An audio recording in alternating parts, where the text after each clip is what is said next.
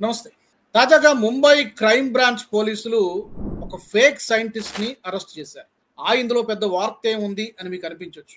అతను కేవలం fake scientist మాత్రమే కాదు.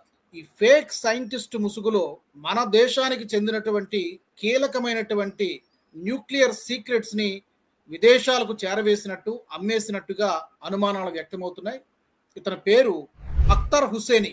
60 సంవత్సరాలు ఇతనికి. ఈ అఖ్తర్ హుసేనిని ముంబై క్రైమ్ బ్రాంచ్ పోలీసులు అరెస్ట్ చేశారు. యాక్చువల్‌గా ఇతను అరెస్ట్ చేసినటువంటి కేసు ఏంటంటే నకిలీ ఐడి ప్రూఫ్ ఉందన్నటువంటి కారణంతో అరెస్ట్ చేశారు. తీరా అతను అరెస్ట్ చేసిన తర్వాత విచారణలో ఒక్కొక్కటి తీగలాగితే డొంక కదిలినట్టుగా మొత్తం విషయాలన్నీ కూడా బయటపడుతున్నాయి.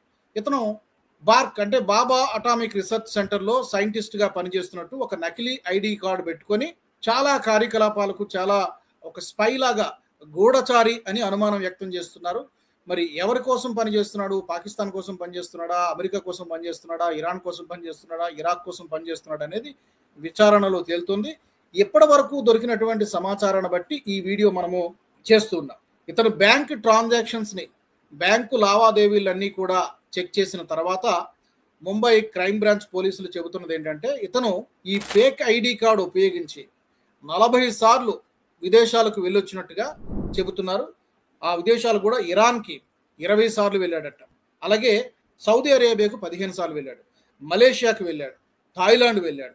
ఈ దేశాలకి ఎందుకు వెళ్ళాడు? అది కూడా ఫేక్ ఐడితో ఎందుకు వెళ్ళాడు? ఇక్కడి నుంచి న్యూక్లియర్ సీక్రెట్స్ని మన అణుపరిశోధనా కేంద్రాల దగ్గర చాలా ప్రోహిబిటెడ్ జోన్స్లో, నిషేధిత ప్రాంతాల్లో మామూలుగా సామాన్యులు ఎవరికి కూడా అక్కడ యాక్సెస్ ఉండదు. బహుశా ఇతను ఈ ఫేక్ ఐడి ఉపయోగించి సైంటిస్ట్ని చెప్పుకొని ఈ యొక్క అణుపరిశోధనా కేంద్రాల్లో కొంత ముఖ్యమైనటువంటి కీలకమైనటువంటి సమాచారాన్ని అంటే మన భారత న్యూక్లియర్ సీక్రెట్స్ని విదేశాలకు చేరవేసినట్టుగా ఇతను ఒక గూఢచారి, ఒక స్పై అని కూడా అనుమానాలు వ్యక్తం చేస్తున్నారు. ఏదో ఈ 2-3 సంవత్సరాల్లో మాత్రమే కాదు, గత 20 నుంచి 25 సంవత్సరాలుగా ఇతను ఇలాంటి పనులు చేస్తున్నాడు. ఇంత గుట్టు చప్పుడు కాకుండా ఇంత రహస్యంగా ఇన్ని సంవత్సరాలు ఎలా కొనసాగించాడు, ఎలా కలిసిపోయాడు మన సమాజంలో అనేది ఇప్పుడు క్రైమ్ బ్రాంచ్ పోలీసులు కానీ, నిఘా వర్గాలు కానీ ఆశ్చర్యపోతున్నాయి. ఇప్పుడు ఆందోళన కలిగించేటువంటి అంశం ఏంటంటే ఇతను ఒక్కడేనా? ఇతనితో పాటు ఇంకా చాలా మంది ఉన్నారు ఆ దేశవ్యాప్తంగా. ఎందుకంటే ఇతనితో పాటు ఇతని బ్రదర్, అన్నయ్యో తమ్ముడో ఆదిల్ హుస్సేని, ఇతను ఢిల్లీలో ఇతన్ని కూడా అరెస్ట్ చేశారు. అతని 1996 నుంచి కూడా అతను ఢిల్లీలో ఉంటున్నాడు. ఇతన్ని మహారాష్ట్ర పోలీసులు అరెస్ట్ చేశారు. వీళ్ళిద్దరి బ్యాంక్ ట్రాన్సాక్షన్స్ పోలీసులు తరువుగా వెరిఫై చేస్తే తెలిసినటువంటి విషయం ఏంటంటే చాలా డబ్బు విదేశాల నుంచి వీళ్ళ అకౌంట్లో పడినట్టుగా పోలీసులు చెప్తున్నారు. ఎక్కడెక్కడి నుంచి వచ్చింది డబ్బు అంటే కనుక అమెరికా నుంచి, ఇరాన్ నుంచి, ఇరాక్ నుంచి మనీ ట్రాన్స్ఫర్ అయింది. పెద్ద మొత్తంలో ₹1,00,00,000 ఉంటుందని చెప్తున్నారు. ఎగ్జాక్ట్ ఫిగర్స్ ఇంకా పోలీసులు చెప్పలేదు, ఎందుకంటే ఇన్వెస్టిగేషన్ జరుగుతోంది కాబట్టి ఇంకా మోర్ డీటెయిల్స్, ఇంకా ఎక్కువ వివరాలు బహుశా మనకి మరికొద్ది రోజుల్లో వస్తాయి. కానీ ఏ దేశాలకైతే 40 సార్లు విదేశాలకు వెళ్ళాడు, అమెరికాకి, ఇరాన్కి, ఇరాక్కి, థాయిలాండ్, మలేషియా అని చాలా వరకు ముస్లిం కంట్రీస్, అమెరికా ఒకటి మినహాయిస్తే. అంటే డౌట్ ఏమొస్తుందంటే మన దేశంలో ఏం యాక్టివిటీస్ జరుగుతున్నాయి, ఆ న్యూక్లియర్ పవర్స్కి సంబంధించి మనం ఎంత శక్తివంతంగా అవుతున్నాము, ఎలాంటి పరీక్షలు చేస్తున్నాము, ఇవన్నీ కూడా మనకి ఇంటర్నల్ సీక్రెట్స్. ఇవన్నీ కూడా సామాన్య ప్రజలకు కూడా తెలియకుండా అంత గోప్యంగా ఉంచుతారు. అలాంటి సీక్రెట్ ఇన్ఫర్మేషన్ని, న్యూక్లియర్ ఇన్ఫర్మేషన్ని ఇతను అమెరికాకో, ఇరాన్కో, ఇరాక్కో అమ్మేసినట్టుగా అనుమానాలు వ్యక్తమవుతున్నాయి. బట్ ఆధారాలు దొరుకుతాయి మేబీ, ఎలాగో ఇన్వెస్టిగేషన్ జరుగుతుంది కాబట్టి. ప్రస్తుతానికైతే వీళ్ళిద్దరి సోదరుల్ని, ఆదిల్ హుస్సేన్, అఖ్తర్ హుస్సేన్, వీళ్ళిద్దరు సోదరుల్ని అరెస్ట్ చేశారు. విచారణ జరుగుతోంది. ఇప్పుడు కూపీ తీయాల్సినటువంటి విషయం ఏంటంటే ఇతని వెనక ఇంకా ఏం నెట్వర్క్ ఉంది, ఇతను ఎన్ని సంవత్సరాలుగా ఇలాంటి కార్యకలాపాలకు పాల్పడుతున్నాడు, ఈ ఫేక్ ఐడిని ఉపయోగించి ఎక్కడెక్కడ ఈయన ఇన్ఫర్మేషన్ గ్యాదర్ చేశాడు, ఇవన్నీ కూడా ఇంకా తెలియాల్సినటువంటి అవసరం ఉంది. ఎందుకంటే జనరల్గా ఇలాంటి విషయాలన్నీ కూడా కేవలం ఒకరిద్దరు వ్యక్తులు చేయలేరు. ఎక్కడి నుంచో ఫండింగ్ వస్తోంది, అమెరికా నుంచి ఫండింగ్ వస్తోంది, ఇరాన్ నుంచి ఫండింగ్ వస్తోంది.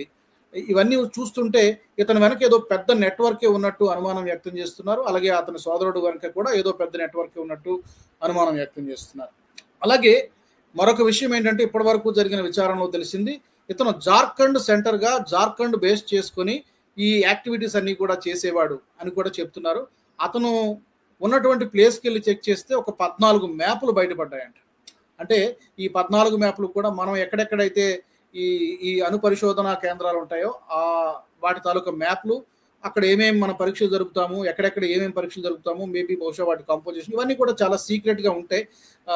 బయట దేశాలకు అస్సలు తెలియకూడదు, జనరల్ పబ్లిక్ కూడా అస్సలు తెలియకూడదు. సో అన్ని పరీక్షలు జరిపేటప్పుడు అంత జాగ్రత్తలు తీసుకోవాల్సి ఉంటుంది. బట్ అలాంటి ఇన్ఫర్మేషన్ని ఈ గూఢచారి అని అనుకోవచ్చు మనం. డెఫినెట్గా గూఢచారి, ఇక్కడ ఇన్ఫర్మేషన్ అక్కడ చేరవేస్తున్నాడు, అమ్మేసుకుంటున్నాడు అంటే డెఫినెట్గా గూఢచారి అని మనం చెప్పాలి, స్పై అని చెప్పాలి.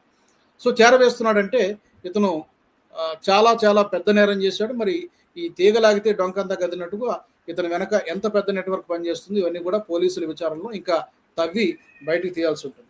కానీ ఆందోళనకర విషయం ఏంటంటే ఇలాంటి వ్యక్తులు దేశంలో చాలా రాష్ట్రాల్లో ఉండవచ్చు, మన చుట్టూనే ఉంటారు, సొసైటీలో కలిసిపోతారు. ఓవర్ గ్రౌండ్ వర్కర్స్ గాను, కొంతమంది సింపథైజర్స్ గాను, కొంతమంది స్లీపర్ సెల్స్ గాను పనిచేస్తూ ఉంటారు. బట్ ఇతను చేసింది దాని అన్నిటికంటే భిన్నం. స్లీపర్ సెల్ కాదు, ఓవర్ గ్రౌండ్ వర్కర్ కాదు, సింపథైజర్ అయితే అయి ఉండొచ్చు. సింపథైజర్గా ఉండి ఆ దేశాల నుంచి వచ్చి ఇక్కడ సంవత్సరాలుగా సెటిల్ అయిపోయి మన తాలూకా భారత న్యూక్లియర్ రహస్యాలను బయట దేశాలకు, శత్రు దేశాలకు చేరవేస్తున్నాడు.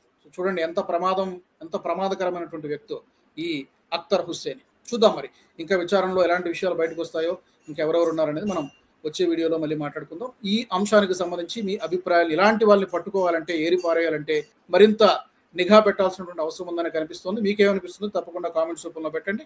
మనం మరొక వీడియోలో మళ్ళీ కలుసుకుందాం. జై హింద్, జై భారత్. ఈ వీడియో మీకు నచ్చినట్టయితే లైక్ చేయండి, 10 మందికి షేర్ చేయండి. అలాగే కామెంట్ల రూపంలో మీ అభిప్రాయాలను మాతో పంచుకోండి. Nationalist hub group of channels ను సబ్స్క్రైబ్ చేసుకుని తెలుగునాట జాతీయవాద జర్నలిజాన్ని ప్రోత్సహించండి. ఈ వీడియో కింద ఉన్న బెల్ ఐకాన్ పై క్లిక్ చేయడం మర్చిపోవద్దు.